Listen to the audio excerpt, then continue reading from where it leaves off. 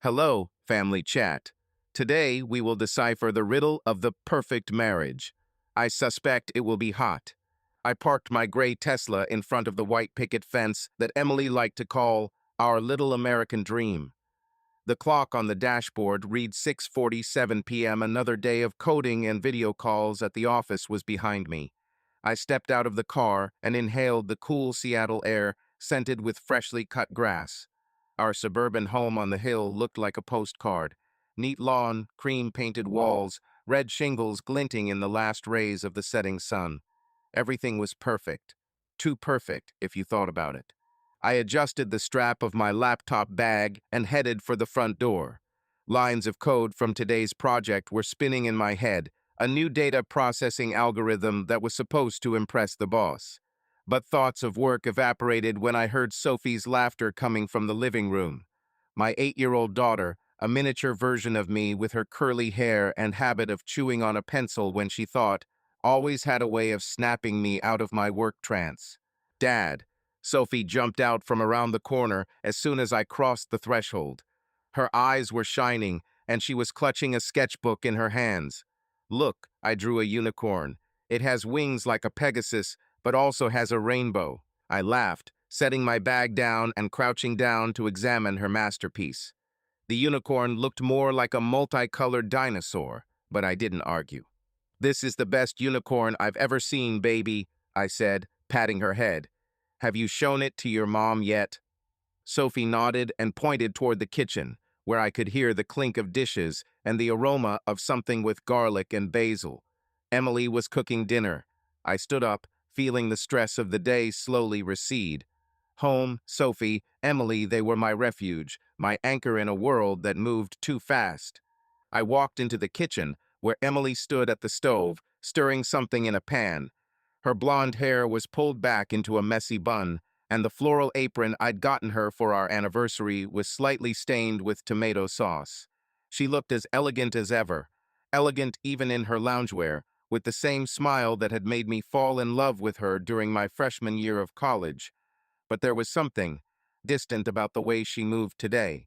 She didn't turn around when I walked in, although she usually launched into a conversation about her day or joked about my long work hours. "Hi, darling," I said, hanging my jacket over the back of a chair. "It smells amazing. What are we having today?" Emily jumped slightly, as if she hadn't expected my voice, and turned around, forcing a smile. Her blue eyes, usually so warm, seemed a little colder than usual. "Oh, hi, Jake," she said, turning back to the pan. "Just shrimp pasta. Nothing special. Tired?" As usual, I shrugged, trying to catch her eye. "Long day, lots of meetings. How are you doing? New client?" She nodded, not looking up from the stove. "Yeah, another project. Rich guy from Bellevue wants to redo his entire loft. Lots of work." I sat at the table, watching her. Something about her tone was off. Emily always loved to talk about her clients, how they argued over shades of gray for the walls, or how she convinced them to add more light to the interior. But today her answer was short, almost mechanical. I chalked it up to fatigue. Her job could be as draining as mine. "Sophie showed me her unicorn," I said, trying to break the silence. "I think it's time for her to go to art school." Emily laughed, but it was hollow. "She's a talent," she said, and then pulled her phone out of her apron pocket, glancing at it. The screen lit up, but she flipped it over, placing it face down on the counter. The movement was so quick, almost imperceptible, but I noticed it. And something inside me stirred, not jealousy, not yet, but just curiosity. "Is everything okay?" I asked, trying to make my voice sound natural. "Sure," she smiled again, wider this time, but her fingers fidgeted nervously with the edge of her apron.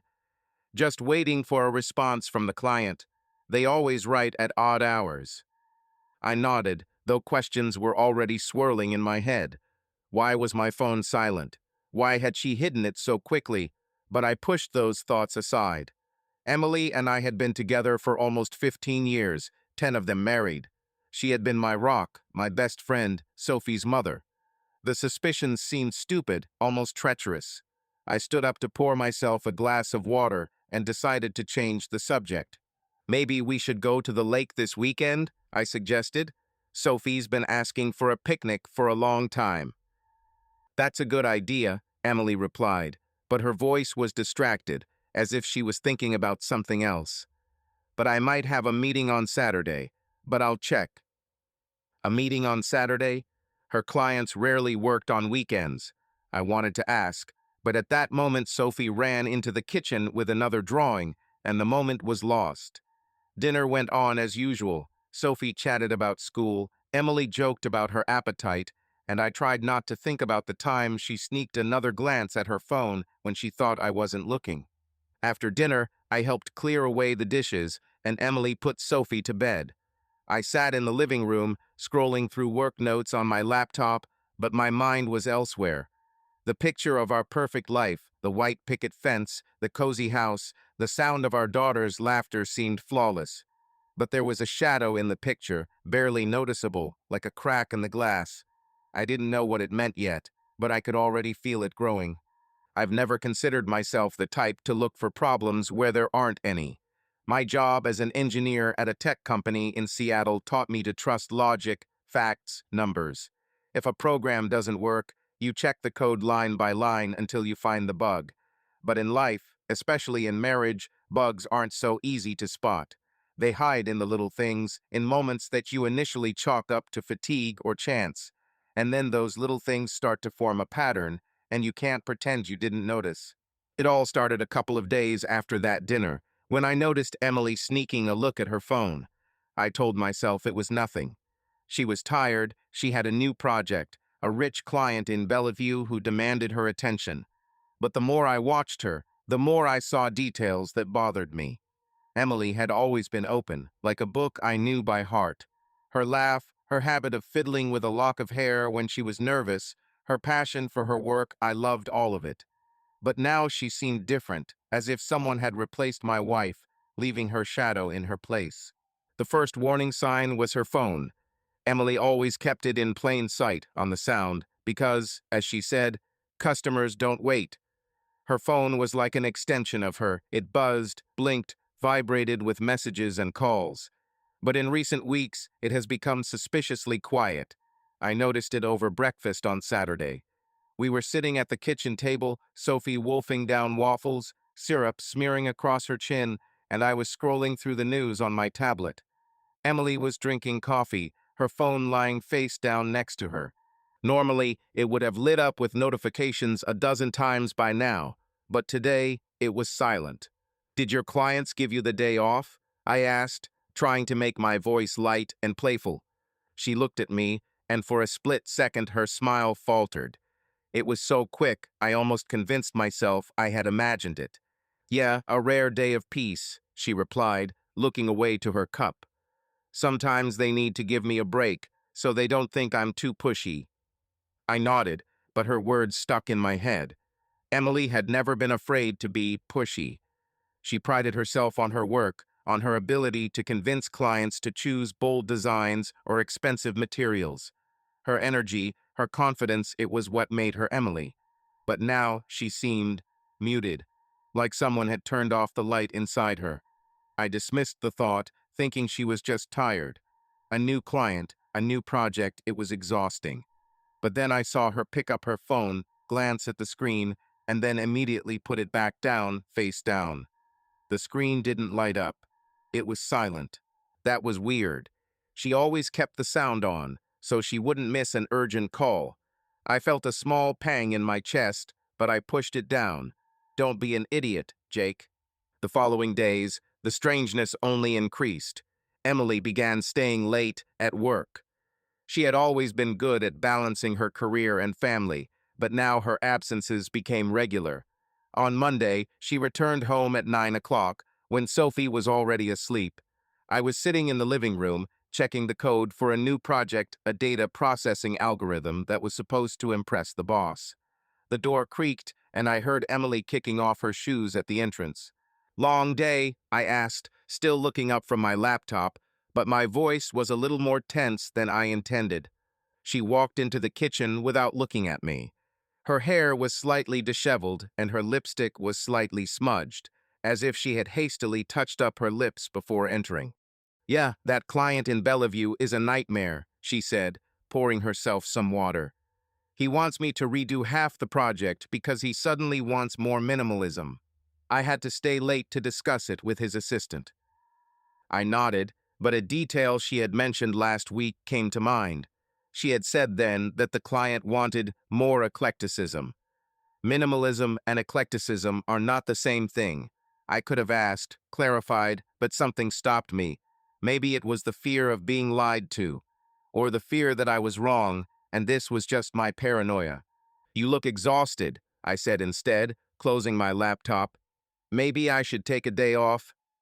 She smiled, but it was a forced smile, as if she were forcing herself to look grateful.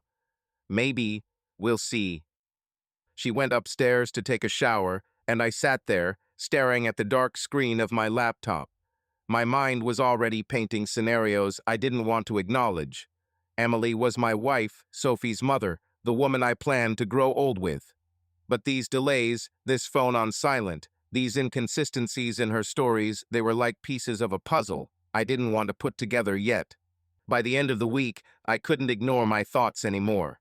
I started noticing little things that had previously escaped me. For example, on Wednesday night, when I was picking up her coat from the dry cleaners, I found a parking ticket in her pocket from a coffee shop in downtown Seattle, dated the previous Friday. She hadn't mentioned any meetings downtown. She'd said she'd been in Bellevue, visiting a client. I held the ticket in my hand, looking at the date and time 7:32 p.m., and tried to remember what she'd said about that day. Nothing specific, just meeting with a client. I shoved the ticket back in my pocket and told myself it didn't mean anything. Maybe she'd stopped at the coffee shop on the way. Maybe it was a different day. But the splinter in my mind was getting deeper. By Friday, as we prepared for my company's corporate party, I was already on edge. It was an annual event at one of Seattle's trendy downtown hotels, a glass building overlooking Puget Sound that attracted everyone from engineers to executives. Emily always loved these evenings. She'd wear her best dress, laugh at her coworkers' jokes, charm everyone with her easygoing personality. This time, she'd chosen a navy blue dress that showed off her figure, and as I glanced at her in the mirror before heading out, I felt a familiar sense of pride. She was as beautiful as the first time I'd seen her in college, with that smile that could light up a room. "You're a star today," I said, adjusting a lock of hair that had fallen onto her shoulder. She laughed, but her gaze slid to the side. "Don't exaggerate, Jake. This is your night, engineer." We left Sophie with the nanny and headed to the hotel. The room was full of lights, glasses clinking, live music playing jazz, soft and unobtrusive. I immediately spotted Nick, our marketer. Tall, with perfectly coiffed hair and a smile that seemed designed to please everyone, Nick was the kind of guy who could sell anything to anyone, and he knew it. I'd never paid him much attention, just a colleague who liked to be the center of attention. But that night, I saw him approach Emily while I was talking to one of the developers, Priya, about a new algorithm. They were standing at the bar, Nick talking, leaning in a little too close. Emily was laughing, throwing her head back the way she did when she was genuinely happy, or when she wanted to seem that way. I felt something tighten in my chest, not pain, not anger, but something cold and sharp, like a needle. Nick touched her hand, just for a second, but it was enough. Emily didn't pull away. She kept smiling, holding her wine glass, her fingers lightly tapping the glass, a habit she had when she was nervous. I looked away, trying to focus on the conversation with Priya, but my eyes kept wandering back to them. Nick whispered something in her ear, and she laughed again, but this time her gaze flickered in my direction, as if she were checking to see if I was watching. It was quick, almost imperceptible, but I felt the blood rush to my temples. Priya asked something, and I mumbled something in response, not really paying attention. My mind was elsewhere. "Jake, are you okay?" Priya frowned, her dark eyes studying me. "You feel like you're not here." I forced a smile, waving it off. "Just tired. It's been a long week." She nodded, but I could tell she wasn't quite convinced. I picked up my beer and moved to the edge of the room where I could watch the crowd without drawing attention. Emily was now standing by the window, looking out over the bay. Her phone lit up in her hand, and she quickly typed something before tucking it into her purse. Her face was serious, almost worried, but when she returned to the group, her smile was back in place, like the mask she wore for everyone. Nick was at her side again, and I saw him lightly touch the small of her back as they moved toward the dance floor. Emily didn't pull away, didn't do anything to indicate that she didn't like it. She moved with him in time with the music, her movements fluid but wary, as if she knew she was being watched.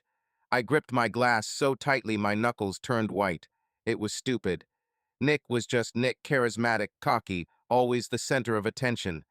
Emily was just playing the role of the perfect wife, charming and outgoing. But then why couldn't I shake this feeling? Why did her laughter with Nick feel so foreign to me? I finished my beer and set it down on the table, trying to pull myself together. It was just a party, just a coworker, just my wife, who was maybe too tired to be herself. But deep down, I knew there was more to it. The delays at work, the phone on silent, the inconsistencies in her stories, that parking ticket, Nick, her look, it was all like a bug in the code I couldn't debug yet. I told myself it was paranoia, that I was seeing things that weren't there. But the splinter in my mind was getting deeper, and I knew I couldn't ignore it forever. As the evening wore on, I continued to play the part, smiling, joking, shaking hands. But every time I looked at Emily, I saw her with Nick. Her laughter, his hand on her waist, her gaze searching for me in the crowd, and then slipping away. I told myself I would talk to her at home, that I would ask her directly, that this would all be explainable. But deep down, I was afraid. Not of the answer, but of what it might mean. Emily and I had been together for 15 years. We had built this house, this life, this family. But now I looked at her, dancing with Nick under the soft light of the chandeliers, and I felt our perfect picture beginning to crack at the seams. I've always prided myself on being a problem solver. My job as an engineer at a tech company in Seattle was all about logic. If the program glitches, you find the bug, you test your hypothesis, you fix it. Black and white, zeros and ones. But life isn't code. There's no debugger in life that will tell you exactly where things went wrong. After that office party, where I saw Nick touch Emily, and she laughed without pulling away, I realized I couldn't ignore the splinter in my mind anymore. It wasn't just a feeling, it was a problem that needed to be solved. And I, Jake Pearson, a man who has always trusted facts, decided I needed proof. It all started with little things I'd previously overlooked. Emily was always organized, her bag meticulously organized, keys, wallet, sketchbook for interior design. But on Monday morning, as I was rummaging through her bag for extra car keys to take Sophie to school, I came across a parking ticket. It was in her side pocket, crumpled, as if it had been stuffed there in a hurry. I unfolded it, expecting to see something familiar, the parking lot at her office in Bellevue, or at the mall where she sometimes met with clients. But the ticket read, Downtown Seattle, 4th Ave Parking Garage, 7:32 p.m., Friday. Friday, the day of the office party. She said she'd been in Bellevue all day with a client, and then we'd driven to a hotel together. When had she been downtown, and why? I stood in the hallway holding the piece of paper until Sophie called from the kitchen. Dad, we're going to be late. I shoved the ticket back in, feeling my heart beat a little faster. It didn't mean anything, I told myself. Maybe she stopped downtown on the way. Maybe it was an old ticket. But my mind was already spinning with questions I didn't want to answer. I'd driven Sophie to school, smiling as she chatted about her new biology project, but my mind was elsewhere. The parking ticket. Her phone is silent. Her evasive answers. These were data, and I couldn't ignore them. When I got home, I decided to check one more thing, our joint bank account.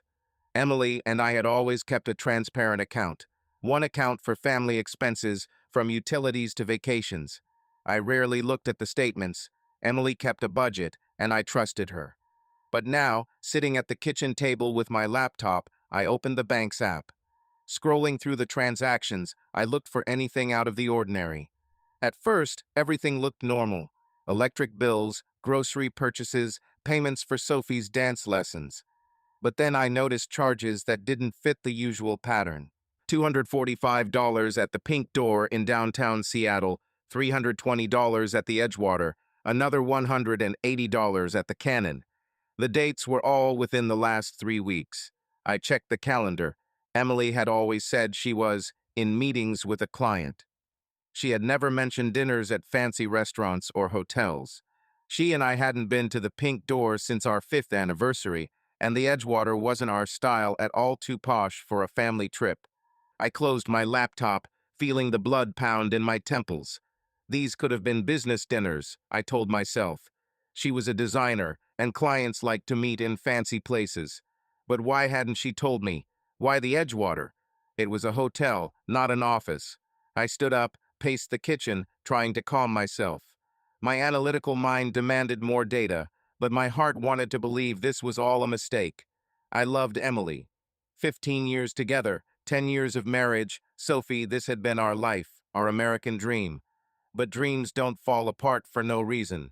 I decided I wasn't going to make a scene. Not now. Not with Sophie in the house, not without evidence. If I was wrong, I didn't want to ruin everything out of paranoia. If I was right, I didn't even want to think about it. Instead, I did what I always did when faced with a problem. I started gathering facts. That same day after work, I stopped by an electronics store. I told myself it was just an experiment, a way to calm my nerves. I bought a mini camera, small, discreet, with Wi-Fi and cloud recording. The salesman, a guy with a pierced eyebrow, tried to sell me a whole CCTV system, but I stopped him. I need something simple, I said, trying to sound casual. For a home project. He nodded without asking questions, and I left with the box, feeling both stupid and determined. At home, while Emily was at another meeting and Sophie was in her room doing homework, I set up a camera in the living room. I chose a corner behind a bookcase where it was nearly invisible, but captured the entire couch and the front door.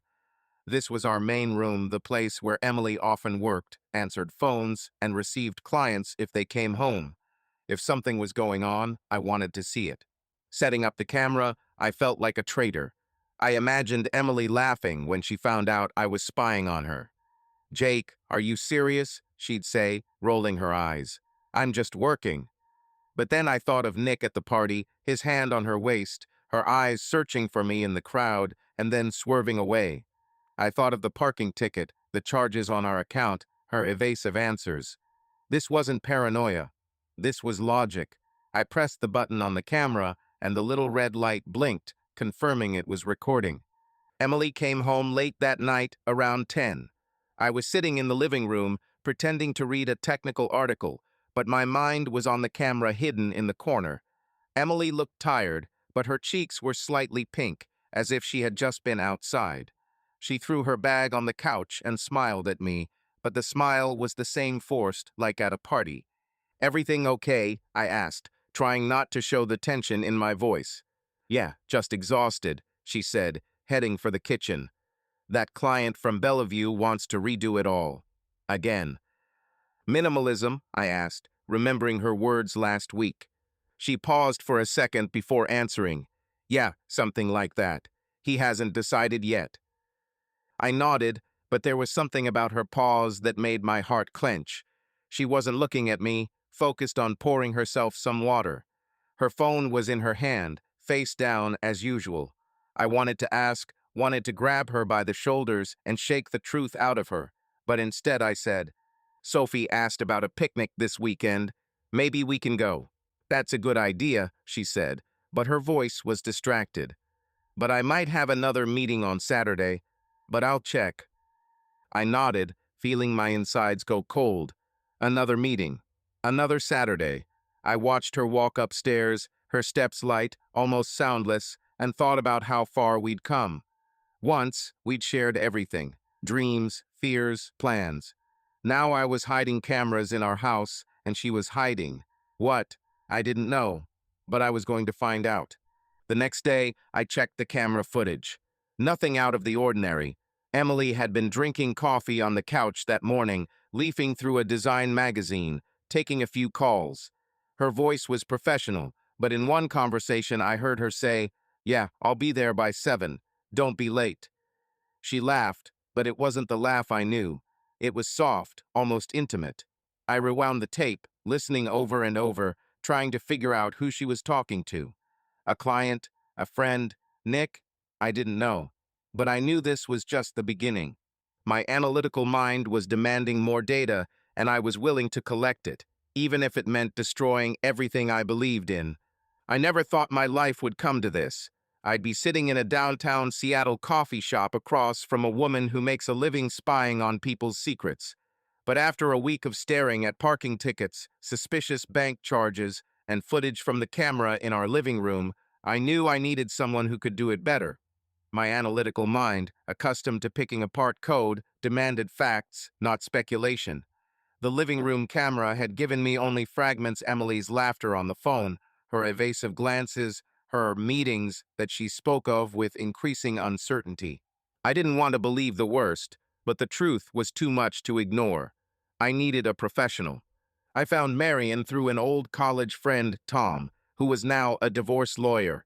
When I called him and haltingly explained that I needed to check out some stuff, he didn't ask any questions. "Call Marion Kane," he said. "She's the best private investigator in Seattle, and she doesn't talk." I wrote down her number, feeling like a character in a cheesy thriller. But I had no choice. The thorn in my side, which had appeared after the office party where Nick had stood too close to Emily, was growing with each passing day. I had to know. We met at Le Panier, a cafe on Pike Street, just steps from Pike Place Market. The place was bustling, full of tourists and the smell of freshly brewed coffee, making it perfect for a conversation no one wanted to overhear. I arrived first, ordered an espresso, and sat staring at the door until a woman in her 50s walked in, with short gray hair and eyes that seemed to have seen everything. She was wearing a dark jacket, jeans, and boots that looked like they'd been around 100 streets.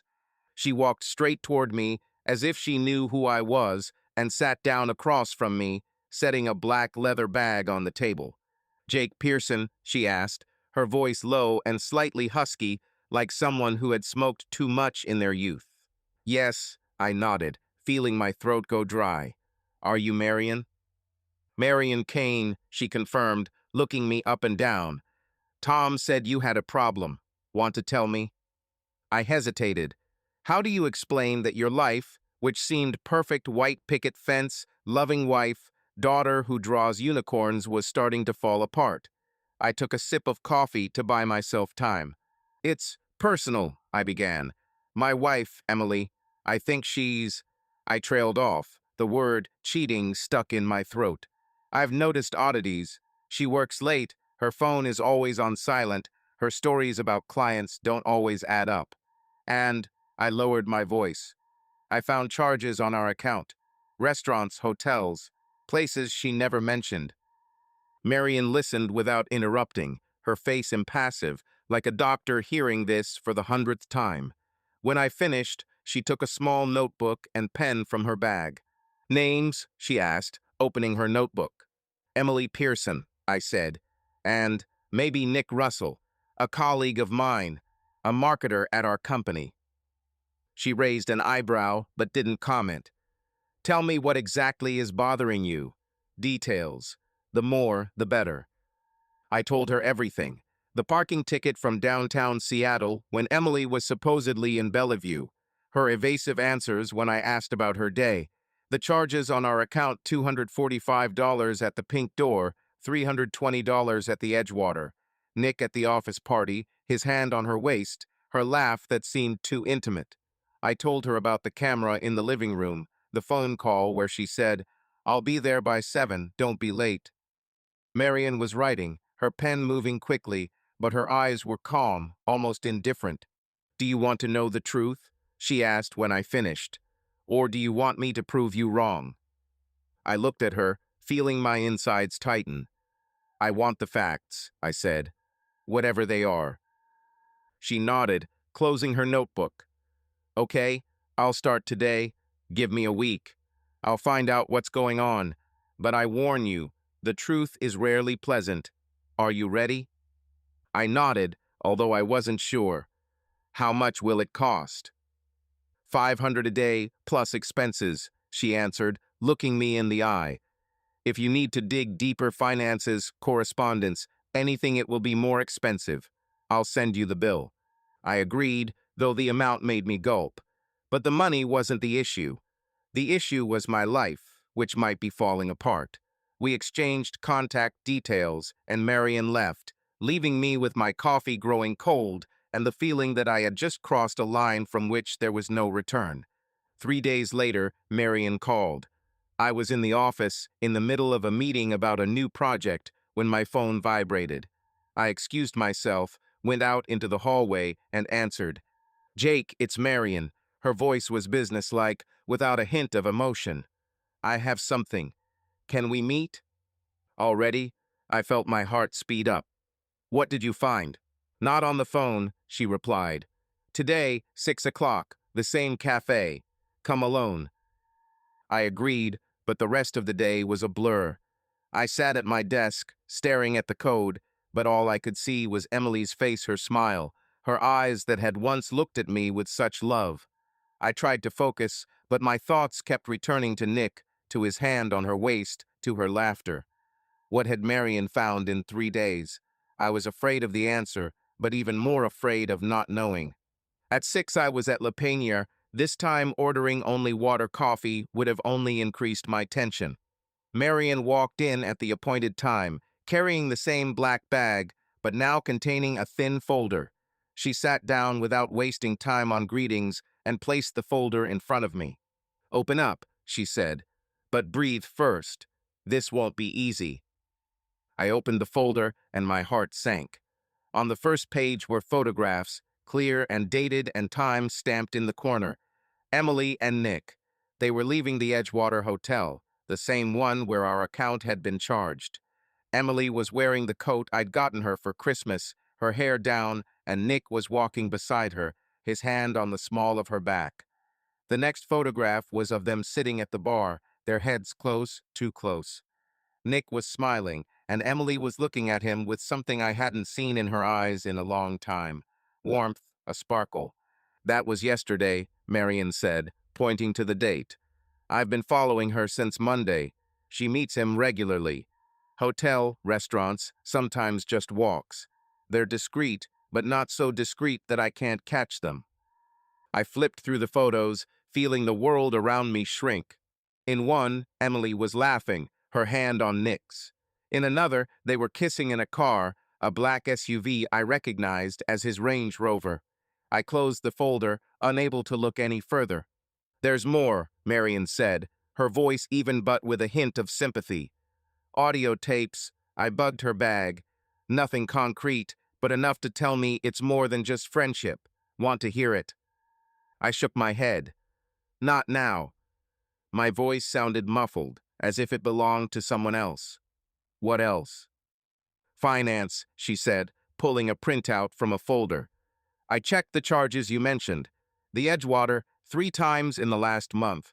The Pink Door, twice.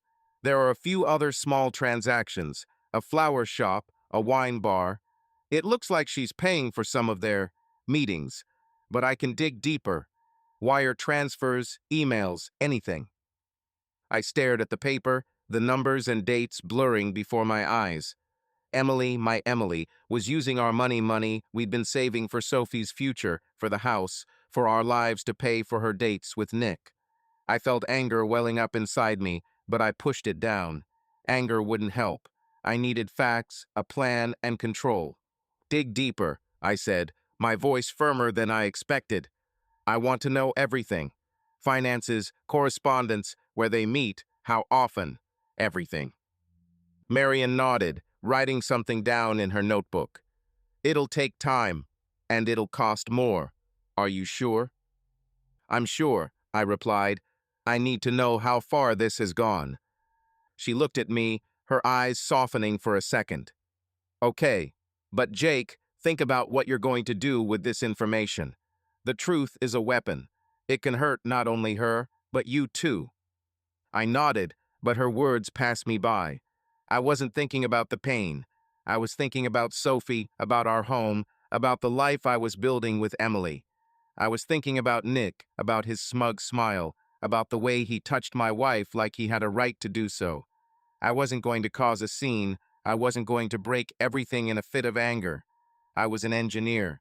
I solved problems, and this problem required a plan. "How much time do you need?" I asked. "2 weeks, maybe 3, Marion answered. "If they're so careless, I'll find more. If they're careful, it'll take longer.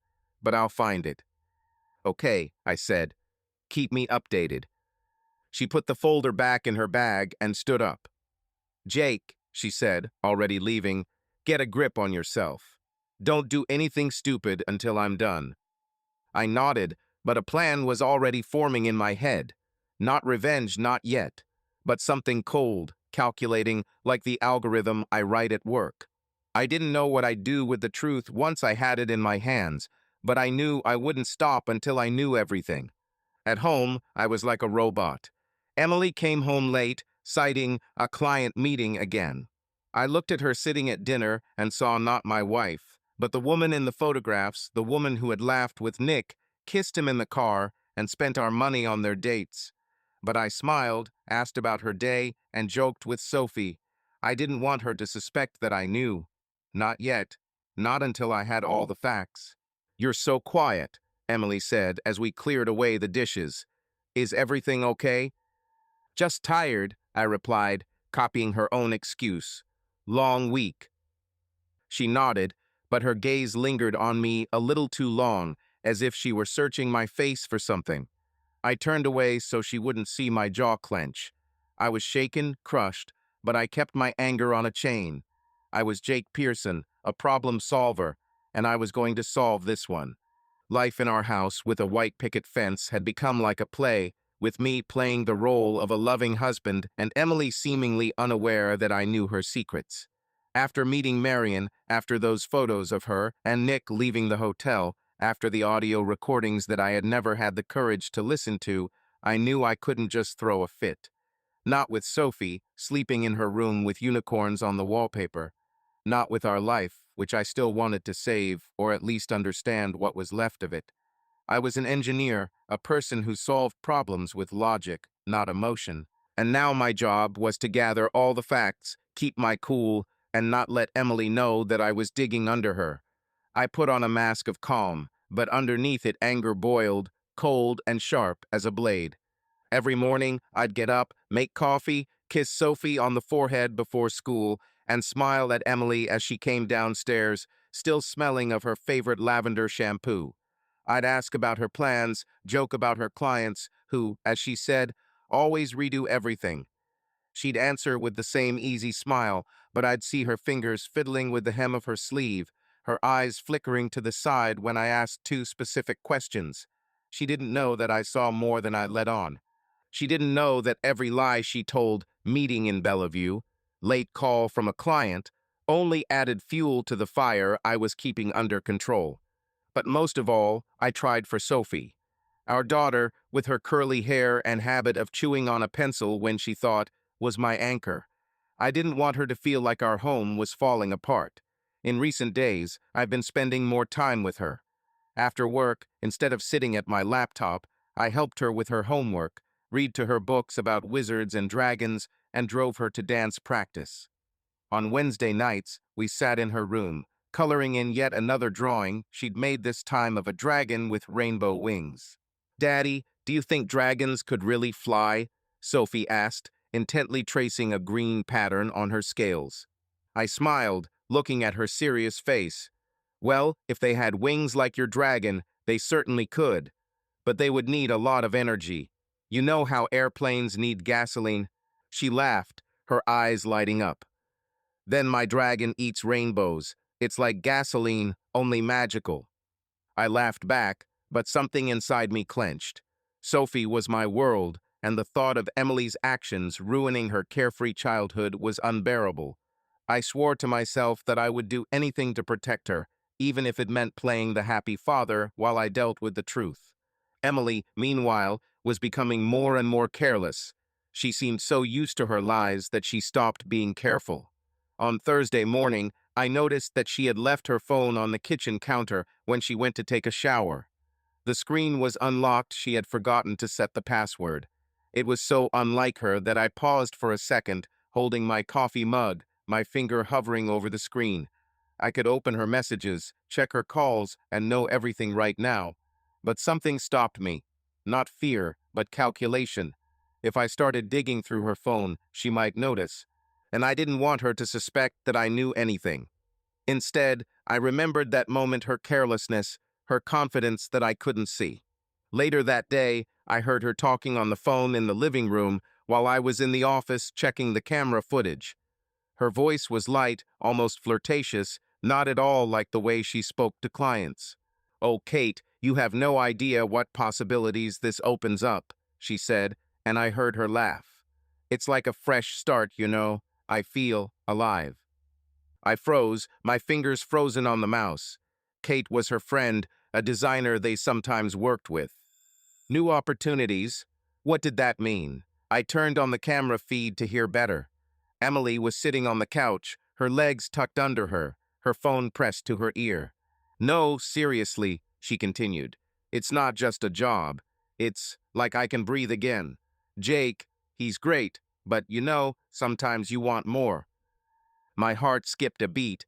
I looked at the screen, at her relaxed posture, at her smile, and I felt the anger rising inside me like a wave, but I didn't let it escape. I closed the laptop, took a deep breath, and walked into the living room as if I hadn't heard anything. "Hi," I said, trying to sound natural. "Who are you talking to?" Emily winced, quickly lowering the phone. "Oh, just Kate," she replied, her smile a little too wide. "Discussing a new project." "Cool," I nodded, sitting down next to him. "What kind of project is this?" She hesitated, her fingers fiddling with the edge of her sleeve again. "Well, it's just, a client wants something a little different. We haven't decided yet, but maybe something in the Art Deco style." I nodded, even though I knew she was lying. Art Deco. Last week she had talked about minimalism, and before that, eclecticism. Her stories unraveled like poorly written code, and I could see all the mistakes. But I smiled, patted her on the shoulder, and said, "Sounds cool. Don't overdo it." She laughed, but it was strained, as if she knew I was looking at her too closely. I walked back into the office, feeling the mask of calm growing heavier. The next day, Marion texted me. "Update. Meet me tomorrow, 6 p.m., same place." I texted back, "Okay," but my heart was racing. What else had she found? I wasn't sure I wanted to know, but it was too late to back out. That evening, when Emily left for another meeting, I decided to check her phone.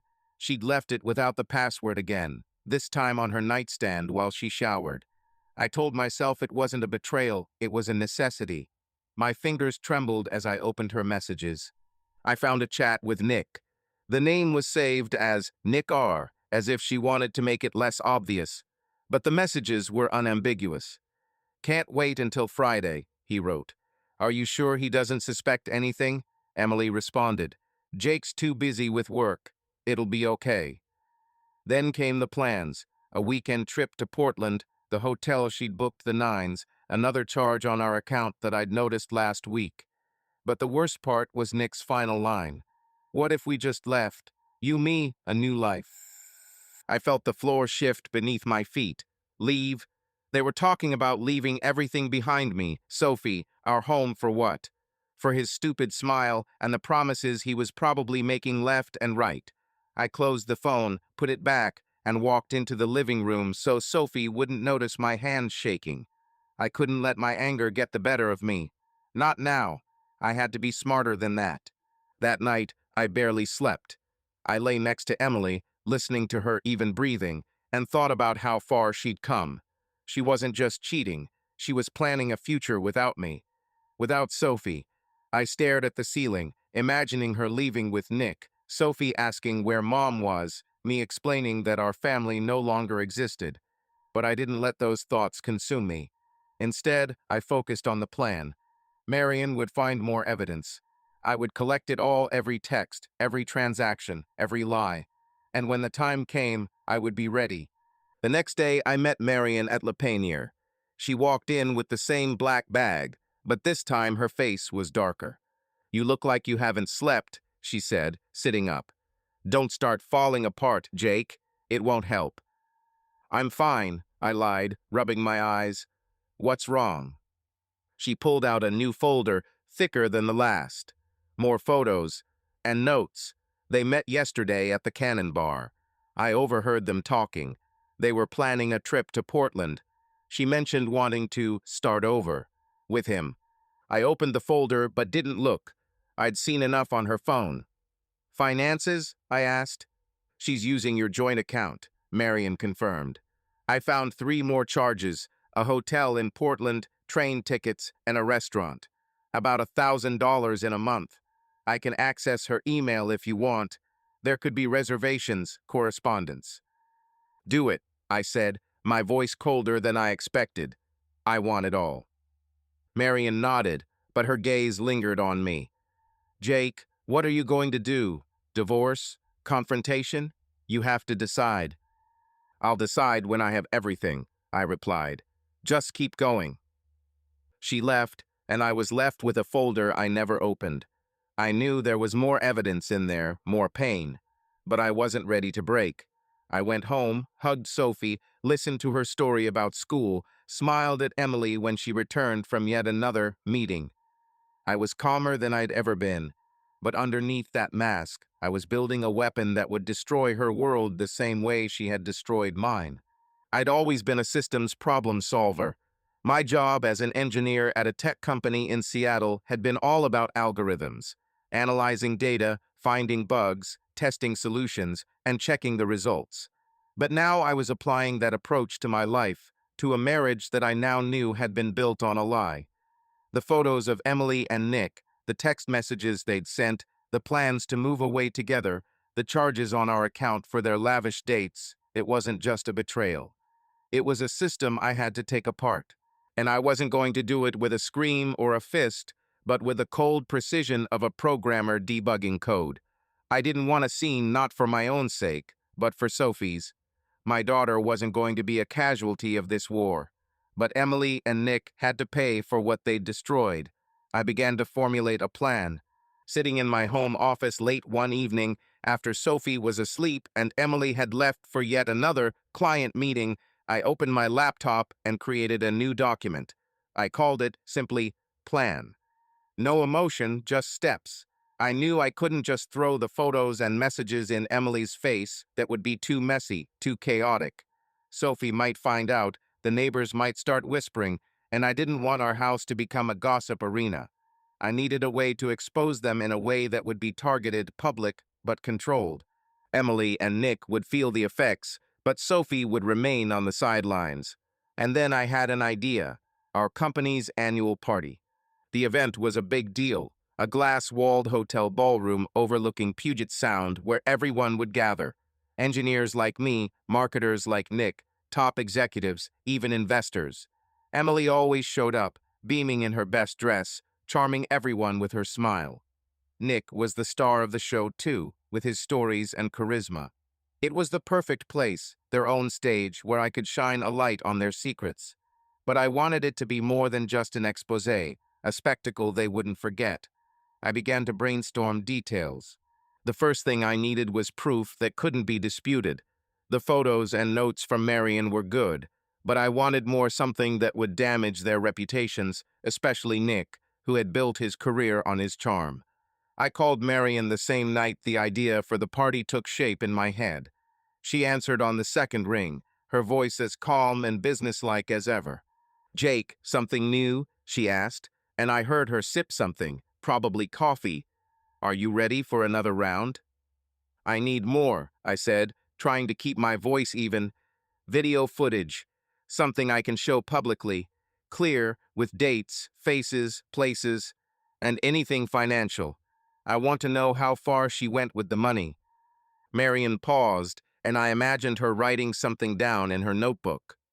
"Publicly?" she asked, a hint of curiosity creeping into her voice. "It's risky, Jake. Are you sure you want to play this?" "I'm not playing," I replied. I want them to understand what they've done, but without harming my daughter. Is that possible? Maybe, she said after a pause. Video is harder, but I can get it. They're not the most careful people, especially him. Finances are easier. I've already found several leads.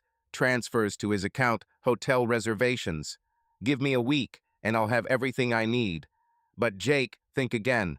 Public exposure is like a bomb. It won't just explode for them. I know, I said, but I can handle it. Just do it. Okay, she replied. I'll start tomorrow. I'll keep you updated. I hung up and turned back to my document. First item, video footage. Marion was my greatest resource, but I wasn't going to rely on her alone. I knew I could use my skills. Our company was putting together a presentation for a corporate party, an annual progress report, slides with charts, and videos of new projects. I was part of the tech team, responsible for integrating data into the company's systems, and I had access to the hardware and software for the presentations. If I could embed Marion's footage into the slides, disguising it as part of the official program, the effect would be stunning. Nick and Emily wouldn't just lose face, they would lose everything they held dear. His career, her reputation. I reached out to Priya, our junior developer who was responsible for the visuals of the presentation. I knew I could trust her. She was honest, straightforward, and didn't ask too many questions. I texted her, Priya, I need your help with a party presentation. I want to add a couple of slides, but it should be a surprise. Can we talk tomorrow? She replied almost immediately, Surprise? You're intriguing, Jake. Sure, let's do it at lunch. The next day, I met her in the office, in a conference room where no one could overhear us.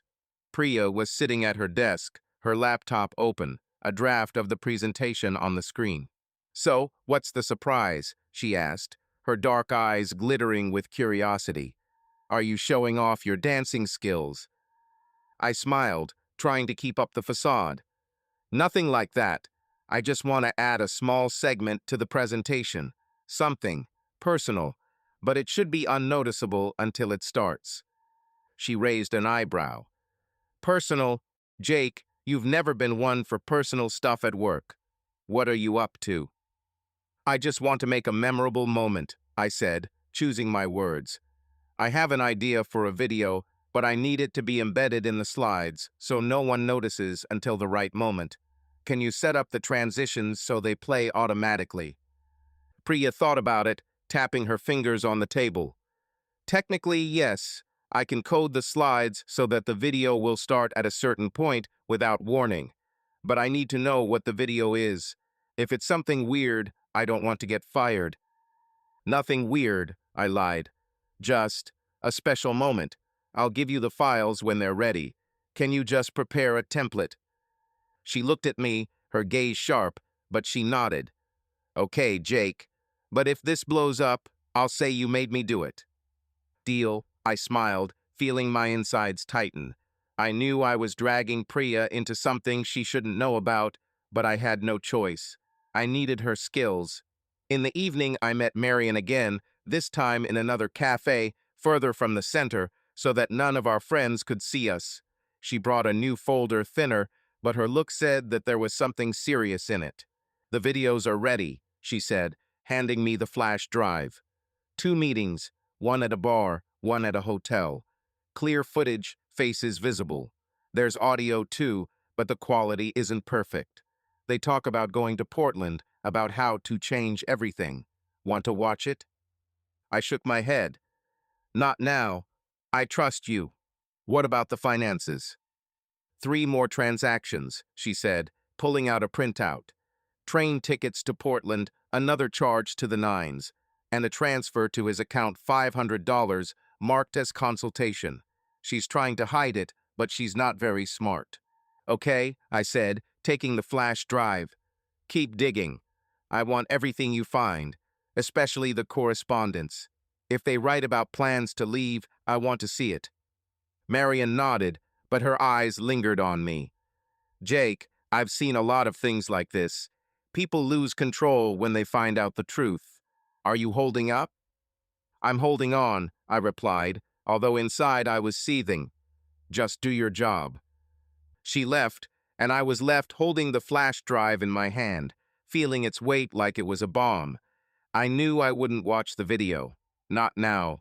I didn't want to see Emily with Nick, to hear her voice talking about a new life. But I knew that this footage would be my weapon. At home, I continued to play the role. Emily came home late, her hair a little disheveled, her smile a little too bright. I asked about her day. She said something about a client who was redoing everything again. I nodded, smiled, and helped Sophie with her homework. But every time Emily picked up her phone, I imagined her texts to Nick, their plans, their dreams of a life without me. My plan was almost ready. The office party was in 2 weeks. I knew what I would do. I would embed the video in the presentation, disguise it as part of a report, and when it started, Emily and Nick would have no place to hide. Their world would come crashing down, and I would be the one pulling the trigger. The day before the office party that would be my battleground, I felt like an engineer reviewing code before the final launch. Everything was ready. The footage from Marion, the slides set up by Priya, my plan honed to the last detail. But inside, a storm raged, hiding behind a mask of calm. I knew that tomorrow Emily and Nick would face the truth, but today I had to endure another day of lies, another day of my wife looking into my eyes and pretending that our home was still ours.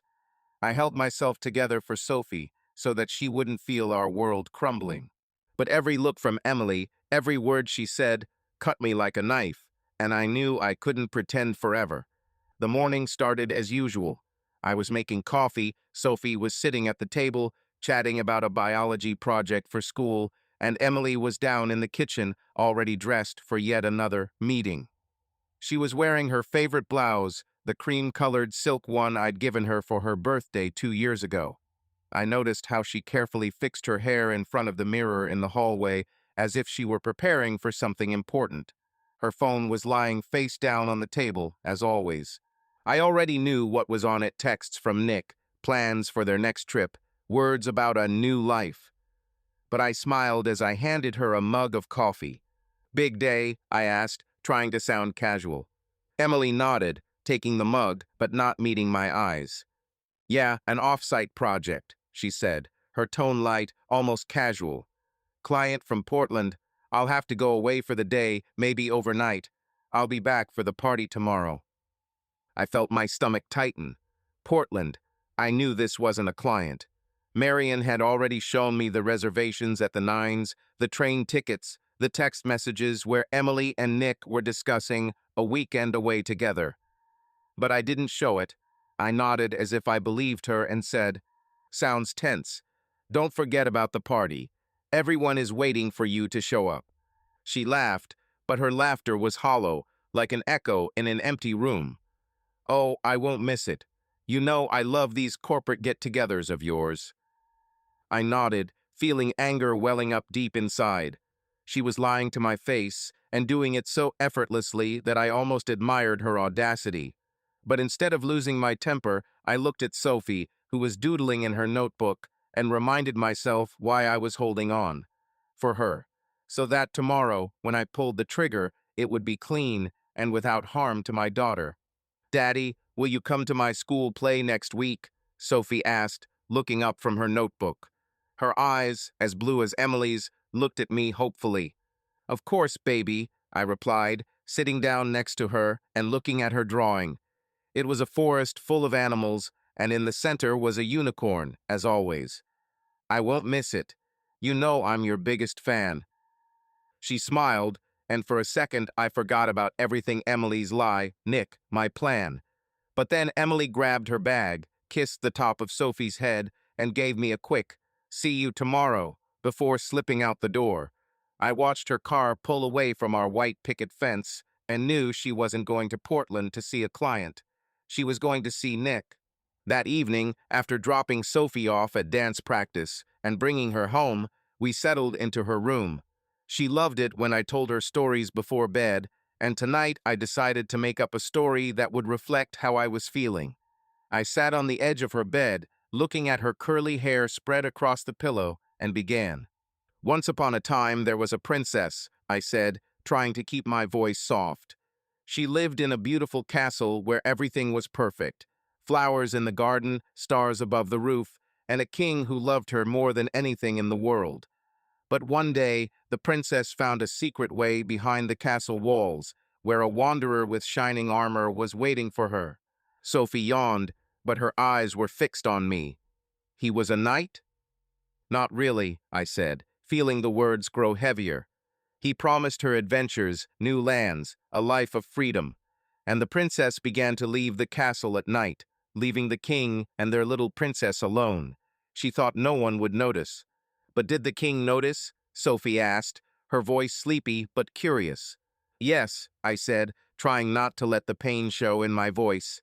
The king was smart. He saw her footsteps in the garden, heard her whispers behind the walls, and he decided that he would not allow a stranger to destroy their castle. He came up with a plan to protect his little princess and show everyone who this stranger really was. Sophie smiled, closing her eyes. The king will win, right?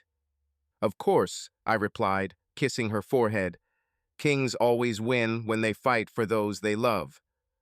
I turned off the light and left her room, but the story stayed with me. It wasn't just a story for Sophie, it was my way of expressing what I couldn't say out loud. Emily was the princess, Nick was the wanderer, and I was the king who wouldn't give up. But unlike the fairy tale, my story didn't promise a happy ending. Just the truth, no matter how bitter it was. Late that evening, when the house was quiet, I received a text from Marion. New evidence. Urgent. Meet me at 10 p.m. Fremont Avenue Cafe. I glanced at my watch. 9:15 p.m. Emily was still out, and I knew she wouldn't be home until the morning. I left a note for the nanny, who was due to arrive in the morning, and drove to the meeting. The cafe on Fremont Avenue was small, almost empty, with dim lighting and the smell of stale coffee. Marion was already waiting for me, sitting in the corner with a cup of tea. In front of her lay a thin folder, but her face was more serious than usual. You're quick, she said, pushing the folder toward me. This is the latest data. You were right about the finances. I opened the folder and my heart sank. There were statements from our joint account, highlighted in highlighter. 2 transfers to Nick's account for $500 and $700 labeled consulting fees. Another charge for wanting $200 for a room at the Nines in Portland, booked for tomorrow. And an email intercepted by Marion from Emily writing to Nick. I've wired the money. Everything is ready for Portland. This will be our new start. She's using your money to finance their plans, Marion said, her voice level but with a hint of sympathy. It's not just cheating, Jake. It's calculating. I closed the folder, feeling the anger I'd kept bottled up for so long burst forth.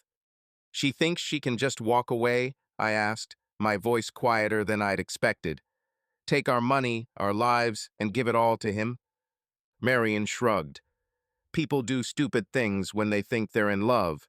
But you don't seem like the type to just swallow it. What next? Tomorrow, I said, clutching the flash drive she handed me. I'm using this at the party. The videos, the texts, everything. They won't go away without consequences. Be careful, she said, looking me in the eye. This isn't just an expose. It will destroy them, and maybe you. I can handle it, I replied, although I wasn't sure. Thank you, Marion. She nodded and walked away, leaving me with the folder and the flash drive.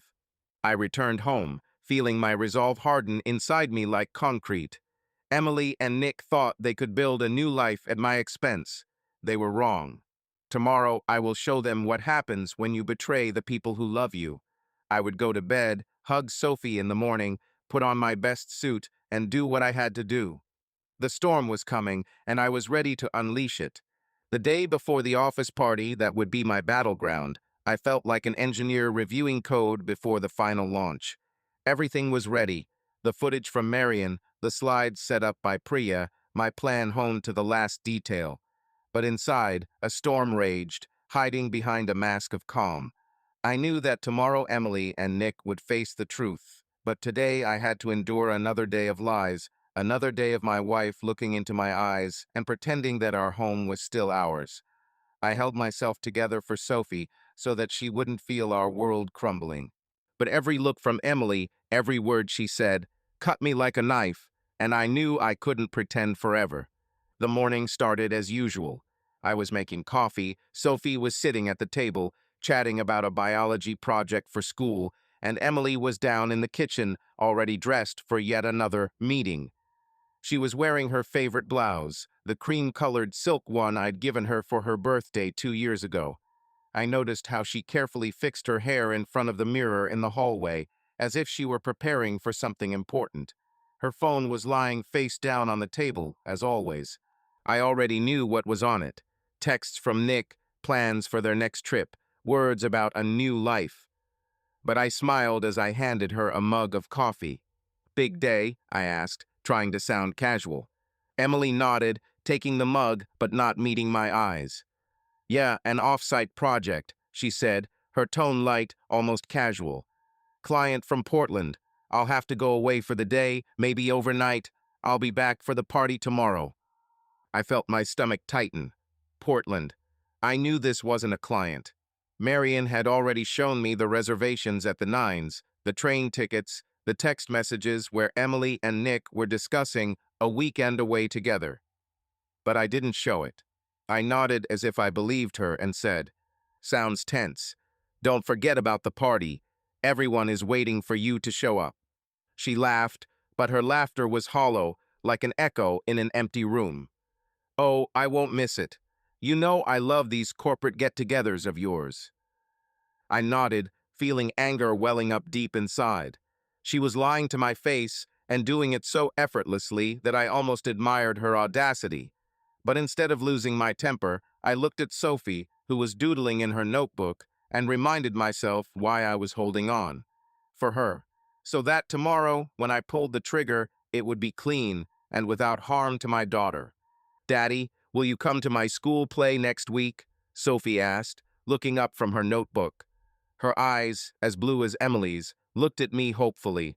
"Of course, baby," I replied, sitting down next to her and looking at her drawing. It was a forest full of animals, and in the center was a unicorn, as always. "I won't miss it. You know I'm your biggest fan."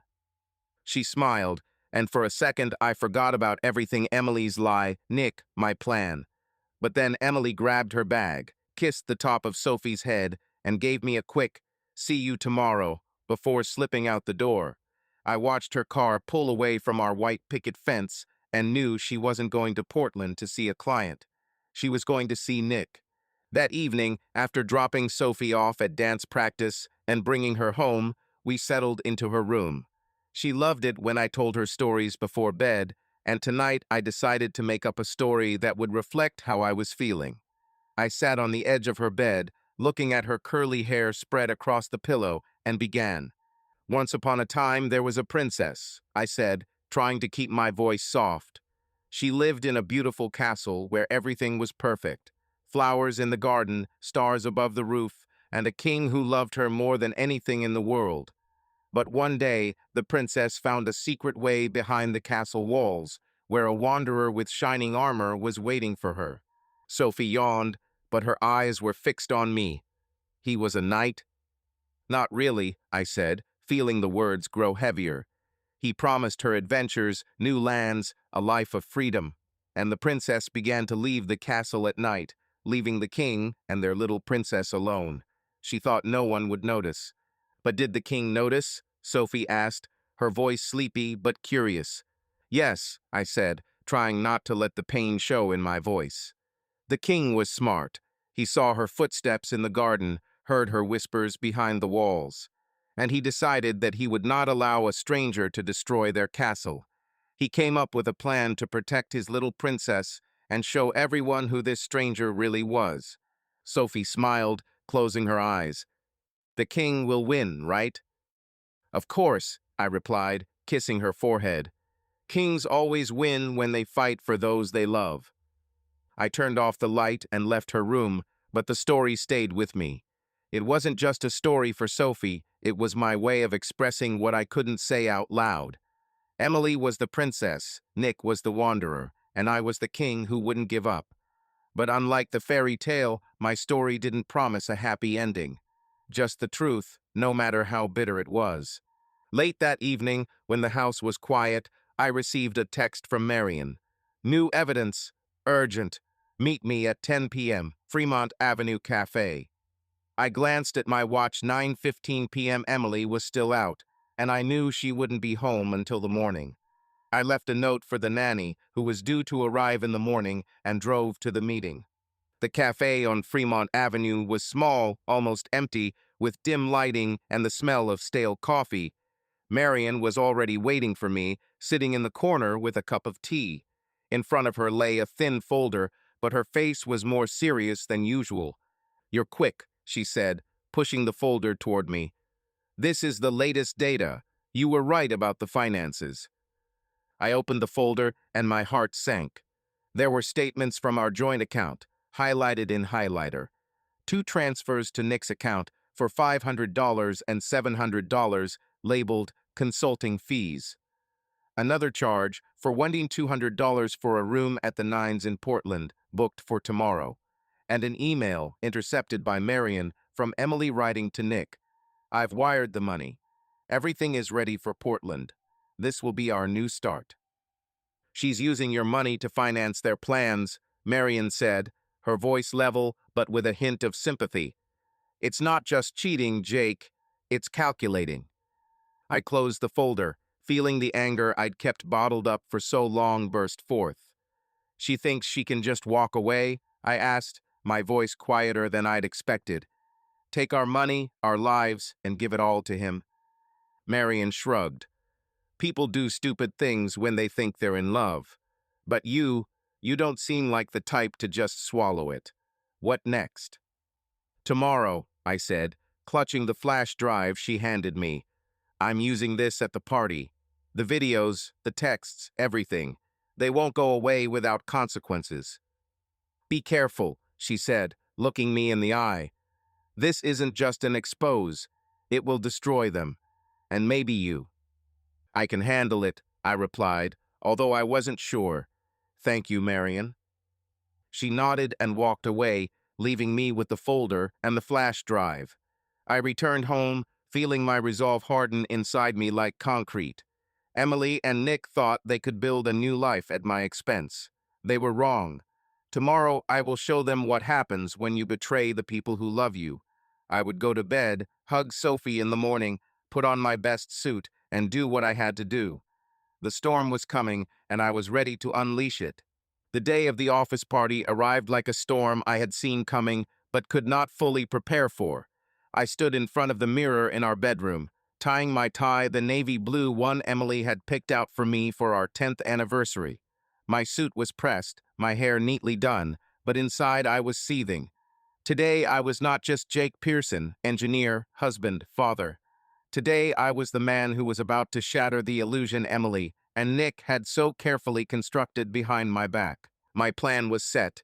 Marion's footage, embedded in the presentation with Priya's help, would explode in the room like a bomb, but without any unnecessary noise, without any scandal that might hurt Sophie. I wanted it to be clean, cold, and inevitable.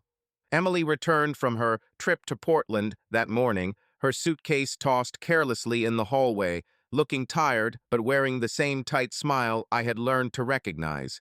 She didn't know I'd seen her texts with Nick, knew about the money she'd been transferring from our account, about their plans to start over.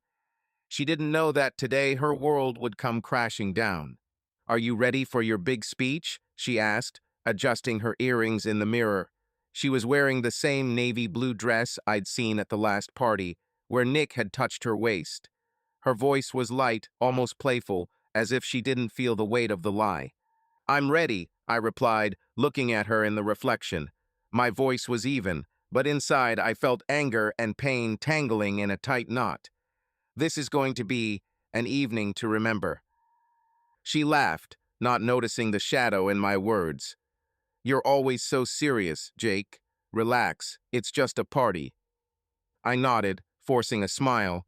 Just a party, if only she knew. We left Sophie with the nanny, got into the car, and drove to the hotel, a glass building on the waterfront where my colleagues, bosses, and investors were already gathering. The room was flooded with light, and live music, soft jazz created the illusion of a party, but for me, it was a stage where I was going to play out my final act. The room was already buzzing with conversation when we walked in. Men in suits, women in evening gowns, glasses of wine and laughter that sounded like background music. I spotted Nick right away, standing at the bar, the center of attention as always, with his perfectly coiffed hair and a smile that seemed to sell anything. He was wearing a dark suit, holding a glass of bourbon, telling a story to a group of marketers. Emily, standing next to me, glanced at him, briefly, almost imperceptibly, but I noticed. It was a look full of secret promise. I squeezed her hand a little harder than necessary, and she looked at me with surprise.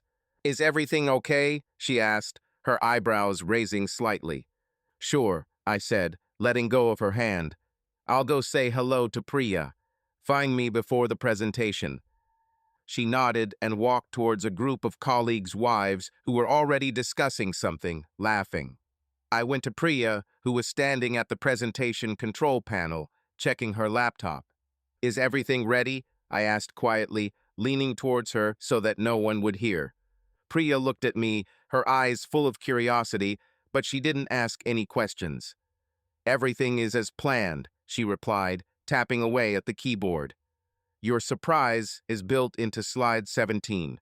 It will start automatically after your speech. Are you sure you want to do this?" "I'm sure," I said, feeling my heart beat like a metronome. "Thank you, Priya." She shrugged, but her gaze lingered on me. "I hope you know what you're doing, Jake." I nodded and walked away to greet my colleagues. I played my part, smiling, joking, shaking hands. But my eyes were on Emily and Nick. They hadn't spoken to each other yet, but I saw their glances cross the room, quick but meaningful. It only strengthened my resolve. They thought they could keep playing, but today I was going to turn the board over. The moment arrived an hour later when the host of the evening, our marketing director, announced that I would be giving a speech about our team's accomplishments. I walked up to the stage, feeling all eyes on me.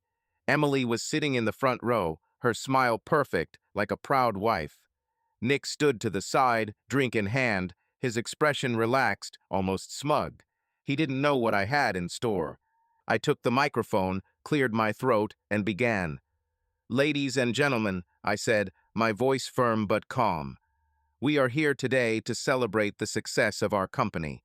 But success is not just about numbers and projects.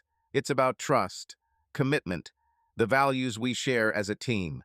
The room applauded, and I paused, letting the words hang in the air.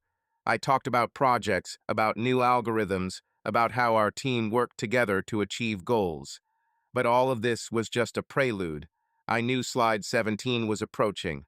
Priya was at the console, her fingers poised to trigger my surprise. I looked at Emily, her eyes shining, as if she were part of this moment. Nick stood nearby, his smile never leaving his face.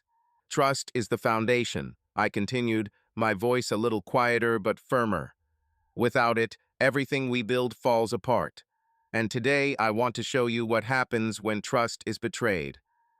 I nodded to Priya, and the screen behind me flickered to life. At first, it was the usual slideshow graphs, numbers, a video about a new product. But then, without warning, the images changed. The footage Marion had painstakingly assembled appeared. Emily and Nick leaving the Edgewater, his hand on the small of her back. Emily laughs at the bar, her face close to his. Their kiss in the car. The audio, superimposed on the video, brought their voices to life. "We can start over, Nick. Just you and me." Her words, her laughter, her lies. The room froze. I heard someone gasp and a glass clinking as it hit the floor. Emily went pale, her eyes widened, and she jumped up, her purse falling to the floor. Nick, who was standing at the bar, took a step forward, his face contorted with panic. "It's a mistake," he shouted, his voice shaking. "It's not what you think, Jake, it's a fake." But no one was listening. The CEO, standing nearby, turned to Nick, his face stony. "Russell, my office." Now, Nick tried to speak, but two guards had already reached him, politely but firmly directing him toward the exit.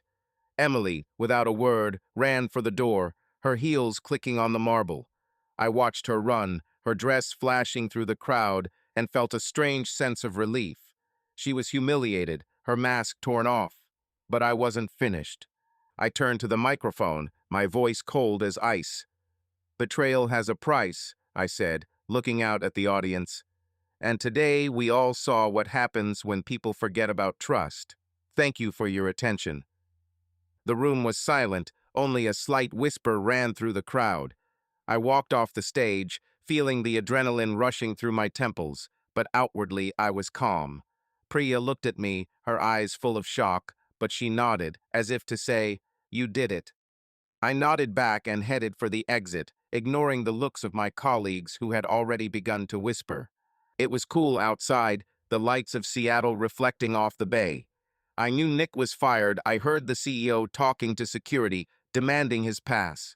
Emily was gone, but I knew her reputation in our circle was ruined. The wives of her colleagues who once admired her style would now talk about her behind her back. She was an outcast, and that was just the beginning. I got into my car, feeling the mask of calm still clinging to my face. Tomorrow I will begin a new chapter for me, for Sophie. But today I did what I had to do. I showed them the price of betrayal. The morning after the office party was quiet, but it wasn't the kind of quiet that was comforting. It was the quiet that comes after an explosion, when the dust is still settling and the sounds echo through empty hallways. I was sitting in the living room of my sister Lisa's house outside Tacoma, staring at the suitcases Sophie and I had brought in the night before. Our house with the white picket fence, the one Emily had called the American Dream, was gone. I'd filed for divorce that morning, right after dropping Sophie off at Lisa's, and now everything I owned fit into two suitcases and the evidence folder I'd been collecting with Marion's help. Photos, notes, bank statements, correspondence between Emily and Nick, all of it sat in my briefcase, ready to be used as ammunition in court. But even now, sitting on Lisa's couch with a mug of cold tea, I felt not relief but a strange emptiness. I won, but this victory was bitter. Sophie was asleep upstairs, in the room Lisa had set aside for her. I was trying to keep her away from the storm I had caused. Yesterday, after Emily had stormed out of the hall and Nick had been taken away by guards, I hadn't gone home. I didn't want Sophie to see our world crumble. Instead, I'd called Lisa, my older sister, who had always been my refuge in difficult times. She hadn't asked questions when I'd told her Sophie, and I needed to stay with her. "Come over," she'd said. "The door's open." And so here I was, in her cozy house with its wooden floors and the smell of freshly cut grass, trying to figure out how to move on. "You look like you haven't slept all night," Lisa said, coming into the living room with a tray of toast and jam. Her dark hair was pulled back into a messy bun, and her eyes, the same blue as Sophie's, were looking at me with concern. "I'm fine," I lied, taking the toast, although I had no appetite. "It's just a lot of things." "A lot of things?" Lisa sat down next to him, her voice soft but firm. "Jake, you made a big show of your office party, made fun of your wife and her friend, and now you're sitting here like nothing happened. Tell me what happened." I looked at her, feeling the mask of calm I had been wearing for the past weeks begin to crack. Lisa was the only person I could tell the truth to. I sighed and began about the parking ticket, about the charges on our account, about Nick, about the text messages in which Emily was planning a new life without me and Sophie. I told her about Marion, about the photos, about the videos I showed at the party. Lisa listened without interrupting, her face growing darker. "Oh my God, Jake," she said when I finished. "I knew you and Emily had problems, but this is mean. How could she?" "I don't know," I said, looking at the floor. "But I won't let her take Sophie or our house. I filed for divorce this morning. My lawyer, Tom, says the evidence will give me full custody and most of the property. She used our money for her dates. That's my advantage." Lisa shook her head, her fingers tightening around her mug. "And Sophie, how will you explain it to her?" I felt my throat tighten. I don't know yet. I told her we were staying with you like an adventure. She thinks Emily is on a business trip, but I don't want her to know the truth. Not now. She's too young. You're a good father, Lisa said, putting her hand on my shoulder. But be careful. Emily won't give in easily. She's always been stubborn. I nodded, but deep down I knew Emily had already lost. After last night, her reputation in our community was in tatters. The wives of her coworkers who had once admired her style and talent as a designer were now whispering about her behind her back. I heard one of them, Kate, a friend of hers, call Lisa that morning to check in. Lisa brushed it off, but I knew the rumors were already spreading like wildfire. Emily was an outcast, and this was just the beginning. Meanwhile, Emily had returned to our house. I learned of this from Marion, who had continued to keep an eye on her at my request. She arrived at noon, Marion wrote in a text message. She seems lost. Tried calling you, but you're not answering. Do you want me to continue? I replied with a short, yes. I wasn't ready to talk to Emily. Her calls 7 that morning were going unanswered. My phone vibrated, showing her name, but I didn't pick up. I didn't want to hear her excuses, her tears, her lies. I wanted facts, and Marion kept collecting them. By evening, she sent me another message. Nick has broken off contact with her. Met her at a cafe this morning, told her he didn't want to be with a toxic woman. She cried, but he left. Got the audio if you need it. I felt a grim satisfaction. Nick, with his smug smile and charisma, had dumped Emily the moment he realized her reputation was dragging him down. He'd lost his job. I learned from Priya that he'd been fired immediately after the party with no severance pay. Now he'd dumped Emily too, leaving her alone. I felt no pity. She'd made her choice, and now she had to live with the consequences. I wrote back to Marion, send me the audio, and keep watching. I didn't need to hear the tape to know what was there. I'd seen enough. But each new piece of evidence was a brick in the wall I was building for the court. Tom, my lawyer, was confident that evidence of Emily's financial shenanigans, transfers to Nick's account, hotel reservations, train tickets would give me the upper hand. She was using family money for her own personal gain, he said over the phone. It's a fraud. We'll get full custody and an order dividing the property in your favor. What if she fights? I asked, standing in Lisa's backyard, watching the sunset over Tacoma. She can try, Tom said, his voice calm but confident. But we have ironclad evidence. Photographs, correspondence, transcripts. The judge will see that she acted against the interests of the family. Sophie will stay with you. Okay, I said, feeling my resolve strengthen. Do what you have to do. I hung up and went back into the house. Sophie was sitting at the table, drawing another masterpiece, this time a castle with a dragon. Lisa was cooking dinner, filling the kitchen with the smell of fried chicken. I sat down next to Sophie, picked up a pencil, and began to color the sky above her castle. Daddy, do you think Mommy will be back soon? She asked, without looking up from her drawing. I froze, but quickly pulled myself together. She's busy with work, baby, I said, trying to keep my voice light. But we're having a great time, aren't we? She nodded, smiling. That's true. Aunt Lisa said we can bake cookies tomorrow. Sounds like a plan, I said, kissing the top of her head. But inside, I felt the pain and anger fighting against my resolve. Emily had tried to call, but I wasn't going to give her a chance to explain herself. She'd destroyed our family, used our money to build an illusion with Nick. Now she was alone, without friends, without a reputation, without Nick. And me? I was starting a new chapter for myself, for Sophie, for a life where betrayal was no longer part of our story. By the end of the day, I had another text from Emily. Jake, we need to talk. Please.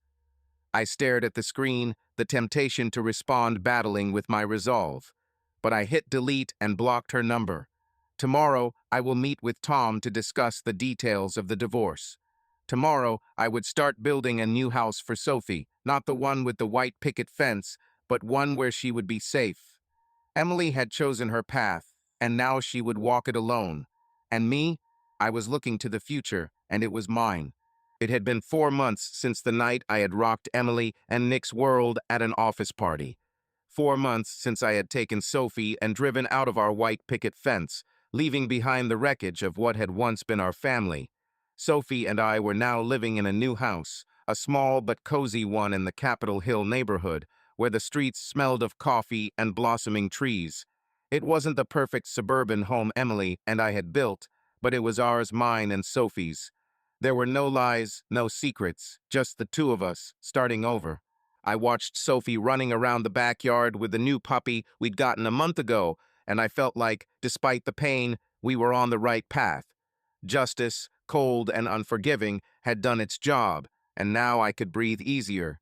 The new house was more modest than the old one. 2 stories, wooden floors, a small kitchen with a window overlooking the garden. But it was alive, filled with Sophie's laughter and the endless drawings that now covered the walls. I tried to make it a home where she would feel safe. I made her cocoa every morning, read her stories every night, and every day I reminded myself that everything I had done, the revelation of Emily, the divorce, the trial, was for her. My daughter should not grow up in the shadow of betrayal. Work was my salvation, too. After the night I showed the video at the party, my colleagues looked at me differently. Not with pity, as I'd feared, but with respect. They saw how I carried myself, not yelling, not making a scene, but acting with cold precision. Priya, who helped me with the presentation, said over coffee one day, "Jake, you were like a surgeon. Precise, no wasted movements." It was impressive. I just nodded, but her words meant a lot. 2 months after the party, I was offered a promotion, a position as lead engineer on a new project related to artificial intelligence. It meant more responsibility, more money, and, most importantly, the opportunity to focus on something bigger than my pain. "You deserve it, Jake," my boss, Michael, said as he handed me the offer letter. We were sitting in his office, overlooking the Seattle skyline. "After everything you've been through, you haven't broken down. That says something about your character." "Thank you," I replied, feeling slightly proud, but also sensing a faint fatigue. I just did what I had to. "Not easy," he said, looking me in the eye. "You showed me what it means to be a professional and a human being." I nodded, but deep down I knew that my endurance was less a strength and more a necessity. I couldn't let myself break because I had Sophie. She was my lighthouse, my reason, and every time I saw her smile, I knew that everything I had done was right. The trial went faster than I expected. Tom, my lawyer, was relentless. The evidence Marion had collected, photos, audio recordings, bank statements, emails where Emily and Nick discussed their plans, was overwhelming. Emily fought back, hired a lawyer, but her defense was weak. She claimed the transfers to Nick's account were business expenses, that she had lost control due to stress. But the judge, a woman with tired eyes and a firm voice, wasn't buying her tears. "Mrs. Pearson," she said at the last hearing, "you have knowingly used family funds for your own personal purposes, to the detriment of your daughter's interests. This is not only a moral failing, but a financial one." I was given full custody of Sophie and most of the property, including our old house, which I promptly put up for sale. I didn't want to go back there, too many memories, too many shadows. The money from the sale went into a new house and an account for Sophie to secure her future. Emily was left with next to nothing.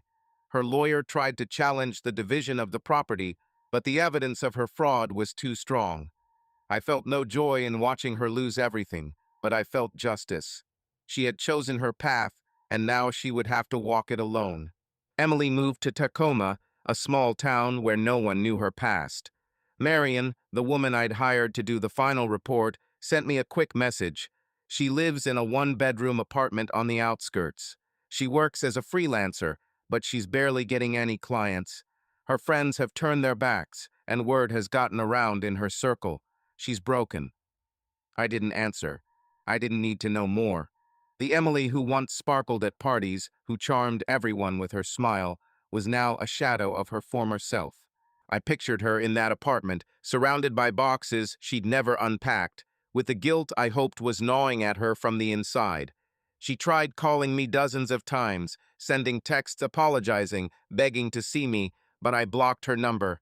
I didn't want her words. They meant nothing. Nick disappeared from her life, too. Marion told me that he left Seattle shortly after his firing, taking a job at some small marketing firm in Portland. He cut off all contact with Emily, calling her toxic, which I learned from the audio recording of their last meeting that Marion sent me. I didn't listen. It was enough for me to know that he dumped her the moment he realized she was no longer his ticket to success. His charisma, his smile, his promises, all of it was as empty as her dreams of a new life. Sophie, fortunately, didn't know the whole truth. I told her that my mother had gone to work in another city, and she accepted it with childlike simplicity. "Will she come back?" she asked one day while drawing another castle with unicorns. I answered, "Maybe, baby, but for now we have us, and that's enough." She nodded, and her smile was a ray of light in my world, which still seemed dark to me. One evening, as autumn painted Capitol Hill gold and red, I sat with Sophie in the backyard of our new house. The puppy we named Sparkle ran around, chasing fallen leaves. The sun was setting, filling the sky with pink and orange, and I held Sophie's hand, feeling the warmth of her little palm. She chatted about school, about how her friend Mia had taught her how to make beaded bracelets, and I listened, smiling. For the first time in months, I felt at peace, not completely, but enough to breathe. "Daddy, are you happy?" she suddenly asked, looking at the sunset. I looked at her, her curly hair shining in the sunlight, and felt my throat tighten. "With you, yes, baby," I said, squeezing her hand. "We can handle this, right?" "It's true," she said, smiling and pressing herself against me. I looked at the sunset, at this new dawn in our lives, and I knew that we could really do this. We were building a new world where there was no room for betrayal. Just me, Sophie, and the future I promised to protect her. Meanwhile, 100 miles away, Emily sat in her cheap apartment in Tacoma. The walls were bare, the boxes were unpacked, and the light from a single lamp cast shadows across her face. On the table in front of her was an old photograph of the three of us at the beach 3 years ago. Sophie was laughing with an ice cream cone, and I had my arm around Emily, and she was looking at me with a smile that had seemed genuine at the time. Now the photograph was all that connected her to the life she had ruined. She ran her finger across the glass frame, her eyes filling with tears, but no one saw her pain. She was alone, surrounded by silence and the guilt that had become her constant companion. She had lost everything: her friends, her reputation, her family, and in that loneliness, she finally understood the cost of her actions.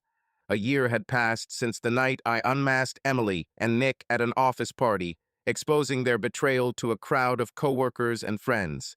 A year that felt both endless and lightning fast, as if time had decided to play a strange game with me, sometimes stretching the days, sometimes compressing them into moments. Sophie and I had found our rhythm in our new home in Capitol Hill, where the smell of morning coffee mingled with her laughter, and our puppy Sparkle was underfoot, demanding attention. Life had not returned to the illusion of the American dream that Emily and I had built, but it had become ours, honest, real, without a shadow of a lie. I had learned to appreciate this simplicity, but I still felt an emptiness where my faith in love had once been. Until one autumn day, when everything began to change. It was early October, the Seattle air had turned cool, and the leaves on the trees were turning crimson and gold. I was driving Sophie to a school festival, where her class was presenting an environmental project. She was sitting in the back seat, chatting about how her team had made a model solar panel out of cardboard and light bulbs.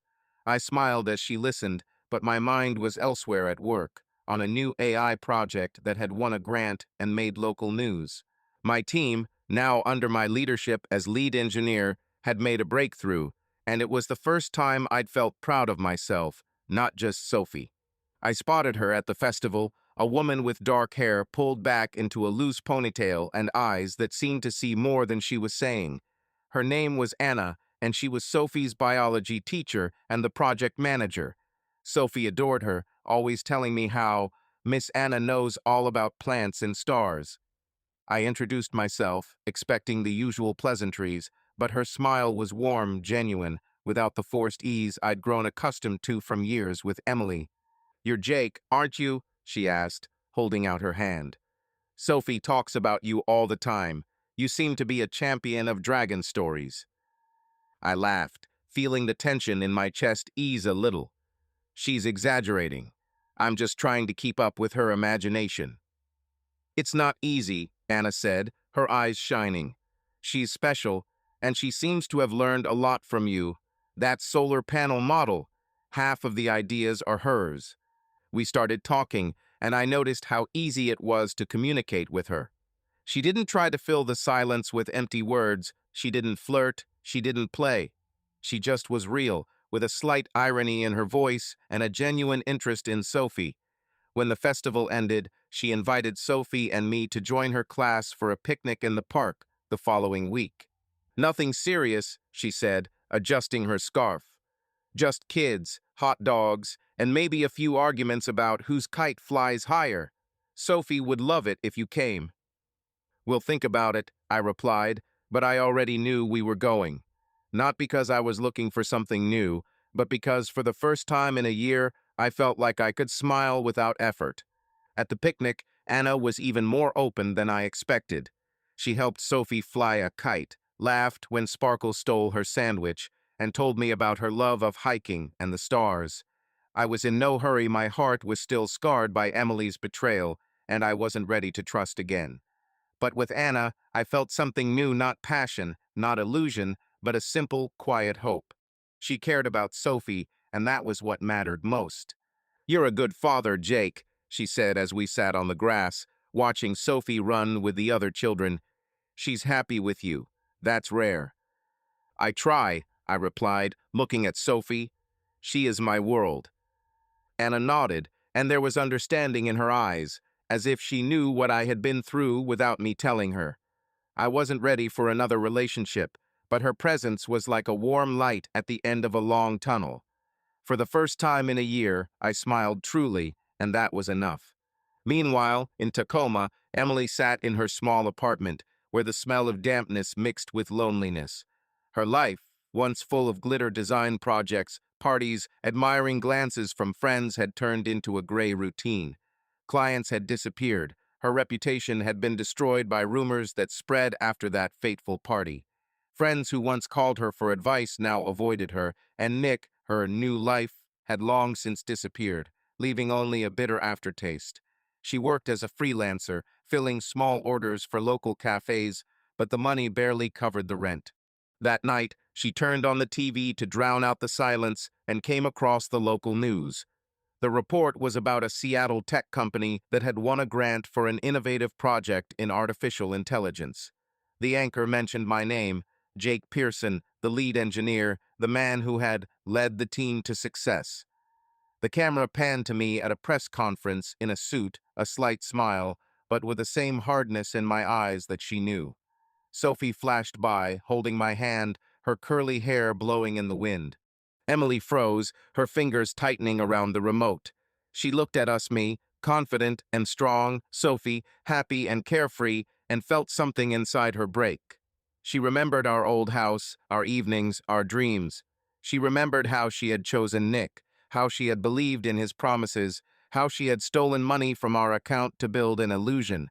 And now, sitting in this cold apartment, with the only family photo on the table, the one of the three of us on the beach, she realized that she had destroyed not only our marriage, but herself. Tears streamed down her cheeks, but no one saw. She was alone, and this was her price. I stood in our backyard, watching the sunset paint the sky in crimson and gold. Sophie was next to me, her small hand in mine, and Sparkle was racing around, chasing a butterfly. I thought about the past year, about the pain, about the betrayal, about how I had built a new world for us. And I knew that despite it all, we had made it through.